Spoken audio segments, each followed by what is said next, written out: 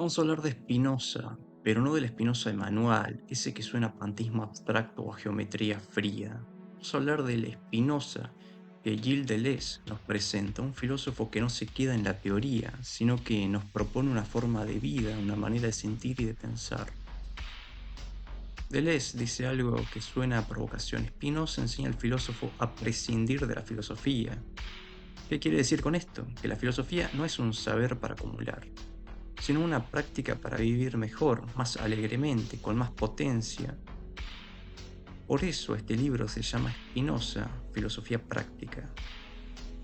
Vamos a recorrer las claves de esa filosofía práctica, entendiendo por qué Spinoza fue odiado en vida, por qué su ética sigue siendo un libro explosivo y por qué hoy, más que nunca, puede ayudarnos a entender lo que somos y lo que podemos llegar a ser.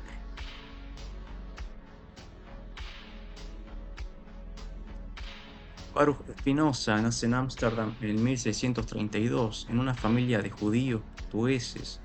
Desde joven tiene acceso al latín y a la filosofía y pronto empieza a cuestionar la ortodoxia de su comunidad.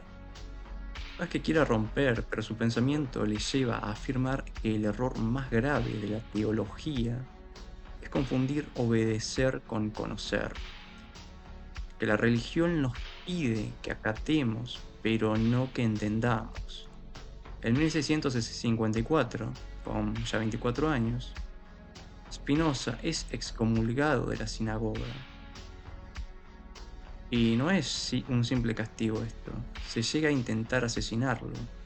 Spinoza fue trasladado a vivir a los suburbios, se gana la vida puliendo lentes, empieza a escribir sus grandes obras, como el Tratado Teológico Político y la Ética demostrada según el orden geométrico. No es un pensador de cátedra.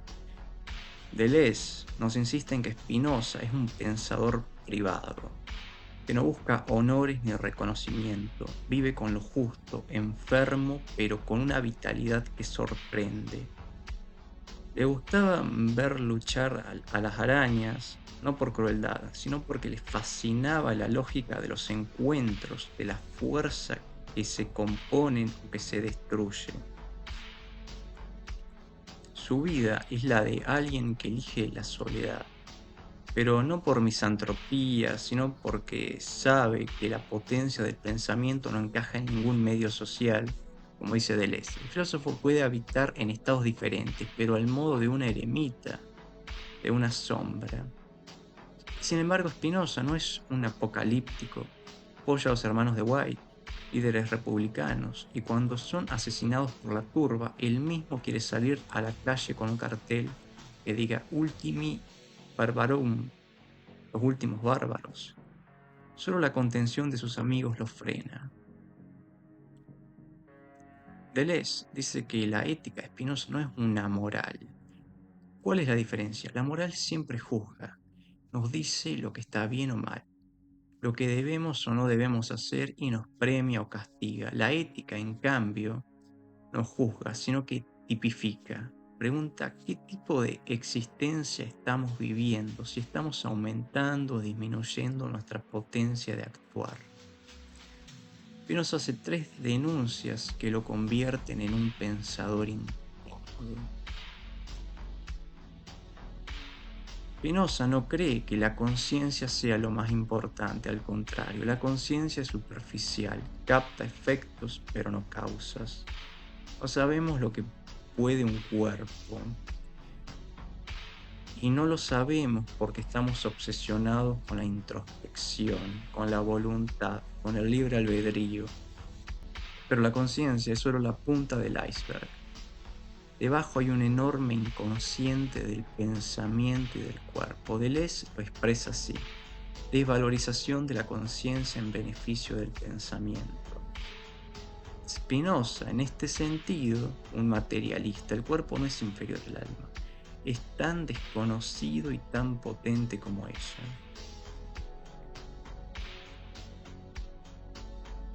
Para Spinoza, el bien y el mal no son absolutos, son relativos a nuestro encuentro con las cosas.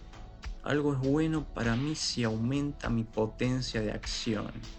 malo sí la disminuye, pero no hay un bien en sí ni un mal en sí. Son abstracciones, etiquetas que ponemos sobre las relaciones reales. Por eso Deleuze dice que Spinoza es un inmoralista, no porque sea malvado, sino porque rechaza toda moral trascendente que nos juzgue desde fuera.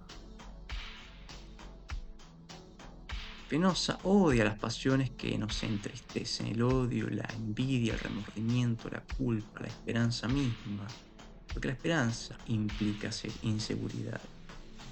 Todas ellas nos reducen, nos hacen esclavos. El tirano y el esclavo se necesitan mutuamente y el tirano alimenta el miedo y la tristeza.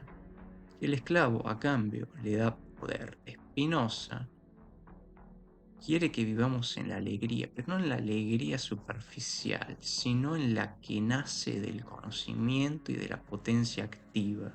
O sea, la alegría es el signo de que nuestra potencia crece.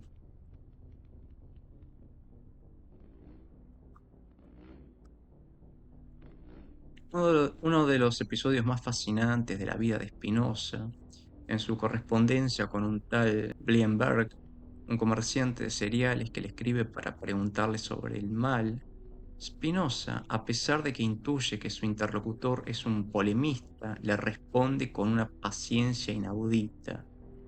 ¿Qué dice Spinoza sobre el mal? No existe mal en sí, sino que hay cosas que no son malas para nosotros, como un veneno. Si Adán come el fruto prohibido, no es porque desobedezca un mandato divino, sino porque el fruto descompone la relación de su cuerpo, lo intoxica.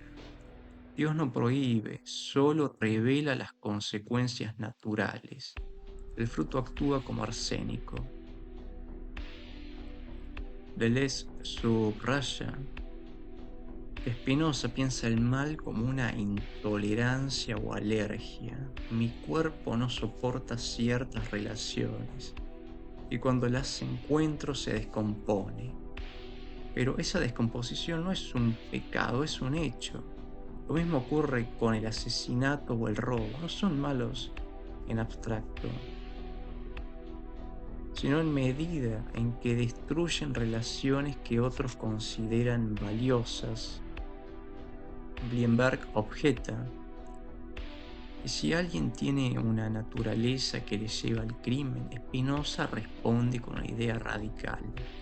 Si el crimen perteneciera a la esencia de alguien, entonces para esa persona sería virtud. Pero la esencia no se define por lo que hace en un momento, sino por el grado de potencia que expresa.